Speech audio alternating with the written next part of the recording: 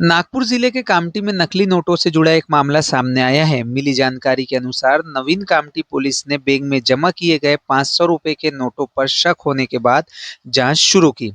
जांच में सामने आया कि एटीएम मशीन के जरिए 500 रुपए के 38 नोट जमा किए गए थे, जिसकी कुल राशि 19,000 रुपए बताई जा रही है।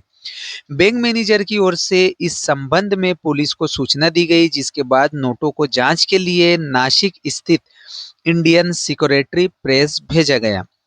रिपोर्ट में इन नोटों को नकली बताया गया। इसके बाद नवीन कामठी पुलिस ने मामले में कार्रवाई करते हुए 2 लोगों को हिरासत में लेकर पूछताछ शुरू की है। पुलिस का कहना है कि पूरे मामले की जांच की जा रही है और ये पता लगाने की कोशिश की जा रही है कि ये नोट कहां से आए।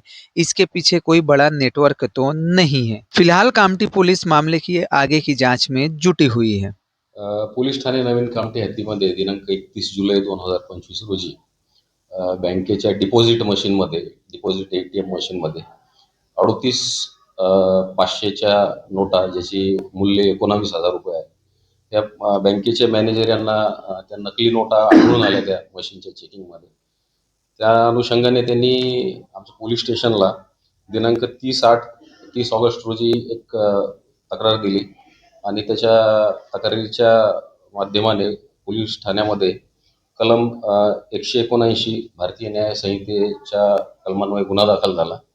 गुन्ह्याच्या तपासामध्ये आम्ही सीसीटीव्ही आणि डिपॉझिट ज्यांनी रक्कम केली त्याबाबत सखोल तपास केला आमच्या डीबी पथकाने. तर आम्हाला यामध्ये 2 आरोपी आहेत, आशुल रविशंकर यादव आणि अरुल रविशंकर यादव यांनी त्या नोटा त्या डिपॉझिट मशीनमध्ये डिपॉझिट केल्याचे आम्हाला आढळले आणि त्या अनुषंगाने आम्ही त्या नोटा ज्या आहेत सिक्युरिटी प्रेस नाशिक येथे पाठवल्या. त्याचा अहवाल आला त्या बनावट असल्याबाबतचा आणि आज आम्ही आरोपींना आज ताब्यात घेतलं आहे आणि आज आरोपींना आम्ही ताब्यात घेऊन माननीय कोर्टासमक्ष हजर करत आहोत. आणि यामध्ये यांचे काही इतर साथीदार आहेत का, कोणत्या माध्यमातून यांच्याकडे नोटा आल्या होत्या बनावट नोटा, या इतरही त्यांनी काही ठिकाणी या बनावट नोटा प्राप्त करून चालवल्या आहेत का, किंवा यामध्ये कोणते आंतरराष्ट्रीय रॅकेट आहे का, नोटा कुठे बनतात, वितरण कसे होते, या सर्व साखळीबाबत आम्ही सखोल तपास करत आहोत.